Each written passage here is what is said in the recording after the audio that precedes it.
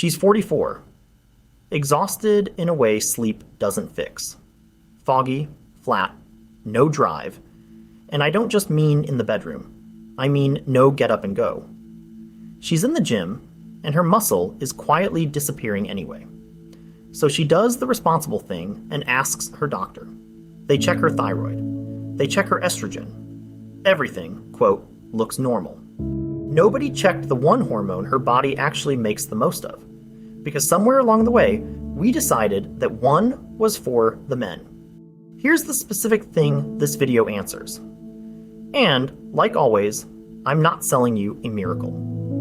The question is narrower and more useful than, is testosterone good? It's this. How did the single, most abundant active hormone in a woman's body get rebranded as a men's-only drug? And what has that one labeling mistake cost on both sides of the aisle? Same deal I make with you every episode. I'm not going to hand you a fairy tale in the other direction either. Nothing here is risk-free. There are real caveats, and I'll give you every one of them honestly. This is education, not a green light, and not individual medical advice. Back when these hormones were first named, the science was young and the story was tidy.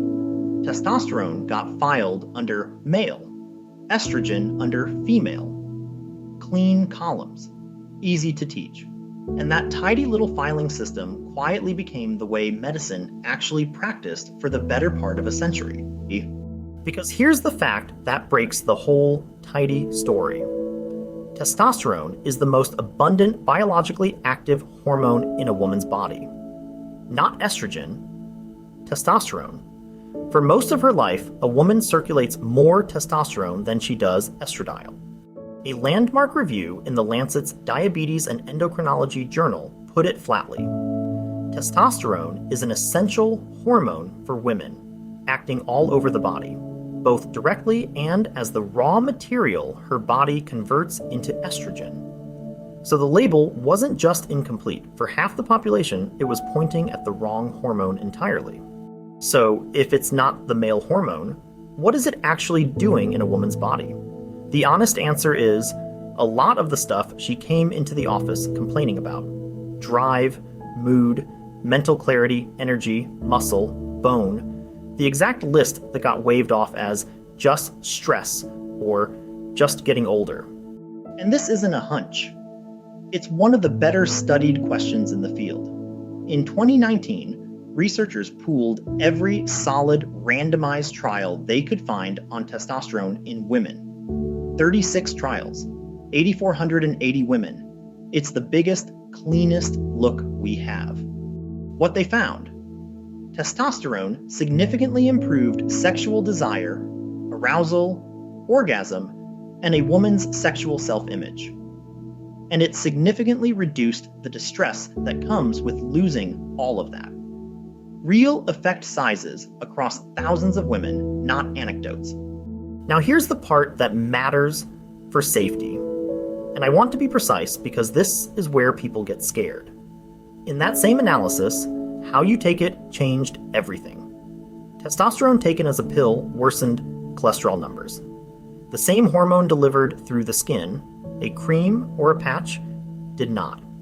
Neutral on lipids, and across all 36 trials, there were no serious adverse events reported. The side effects that did show up were things like a little acne or extra hair at the application site. Sit with that contrast for a second, because it's the whole ballgame. The route of delivery, pill versus skin, mattered more than the hormone itself. That is a theme you are going to hear me repeat in every single one of these episodes. It's usually not the hormone that's the villain. It's the wrong molecule, the wrong dose, or the wrong delivery. Okay, if the evidence has looked this good for this long, why is a woman still made to feel like she's asking for something exotic and dangerous when she brings up testosterone? Because of a stack of myths. And they're so specific that somebody actually sat down and cataloged them. That same 2013 review didn't just make the case for testosterone. It took 10 of the most common fears about it in women and walked through them one at a time. Let me give you the greatest hits. It'll masculinize me. At the doses we're talking about, physiologic, meaning restoring a woman to her own healthy range, the research says no, it does not masculinize women. It'll deepen my voice. No good evidence it causes hoarseness at those doses. It causes aggression. The data actually points the other way. It reads as mood stabilizing, not rage fuel. The aggression story comes from bodybuilders taking 10-20 times a normal dose. That is not this. And the big one, the one that ends the conversation before it starts. Won't it cause breast cancer? Here's what the research on this actually says, and I'll attribute it carefully. Work by these same clinicians, including a review of subcutaneous testosterone pellet therapy, a delivery method that's been used since the 1930s, found that testosterone did not increase breast cancer risk, and in their data was associated with a lower risk. I'm not going to overstate that into a promise. The long-term trials in women are still maturing, and I'll always tell you that. But testosterone gives women breast cancer is not what the evidence says. If anything, the arrow may point the other way. So the evidence is decent, the myths don't hold up, and there's even an international panel of experts on record about this. In 2019, a global consensus statement, signed by menopause and endocrine societies around the world, formally endorsed testosterone therapy for one specific thing in women: low sexual desire that's causing them distress. Not fringe, not compounding clinic only. Global consensus. So here's the question that should make you tilt your head.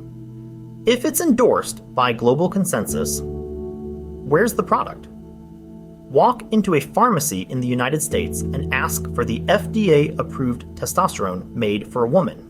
There isn't one. Not a single one. There is no pink box on the shelf. Read that again. We have an essential female hormone, decades of data, a global consensus statement, and 0 approved products for half the population. But here's what almost nobody tells you.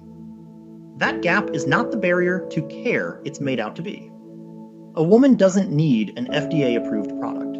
She needs a clinician who actually understands the art of testosterone therapy and how to use a compounding pharmacy, and a simple compounded testosterone Elage cream, which is made specifically for a woman's body. Easy, reliable, and roughly $30 to $40 for a 4-month supply. So, when people wring their hands about there's no FDA-approved product for women, I want to reframe it. The FDA not having a product is not the thing standing between a woman and feeling like herself again. The real barrier is providers who were never taught this, who never did the reading. That's fixable. But make no mistake about how we got here. The system never bothered to build her the box. Now, if you're a guy and you've been half listening because you figured this was a women's episode, sit up, because you got the exact same mistake, just flipped upside down. Rewind to about 2013, 2014. A couple of observational studies come out suggesting testosterone therapy might raise the risk of heart attacks and strokes in men. The media runs with it. A safety warning goes out. And just like the hormone scare we covered last episode with women, a whole generation of men, and their doctors, got frightened off testosterone overnight. So the field did the right thing. It ran the definitive trial to actually settle it. It's called Traverse, published in the New England Journal of Medicine in 2023. Over 5,000 men, ages 45 to 80 asses, and not healthy volunteers. These were men with low testosterone who already had heart disease or were at high risk for it. The hardest test case you could design. The result? Testosterone therapy was no worse than placebo for major cardiac events: heart attack, stroke, cardiovascular, death. The scare, the thing that scared off a generation of men, didn't hold up in the trial built to test it. And because I promised you honesty, testosterone isn't risk-free, and no responsible clinician would ever tell you it is. Everything worthwhile has trade-offs worth a real conversation. But it'll give you a heart attack? The best evidence we have says no. Sound familiar? So step back and look at the whole board. Women were denied testosterone because we called it male. Men were scared off testosterone by a headline that didn't survive the trial. Same hormone. Same mistake. Both sexes lost. And here's the twist that should retire the whole male hormone, female hormone framing for good. In a man's body, a chunk of his testosterone gets converted into estradiol. Yes, the female hormone. And he needs that conversion. It's part of how a man protects his own bones, his blood vessels, and his insulin sensitivity. Read that plainly. Men need estrogen. Women need testosterone. Both sexes run on both hormones.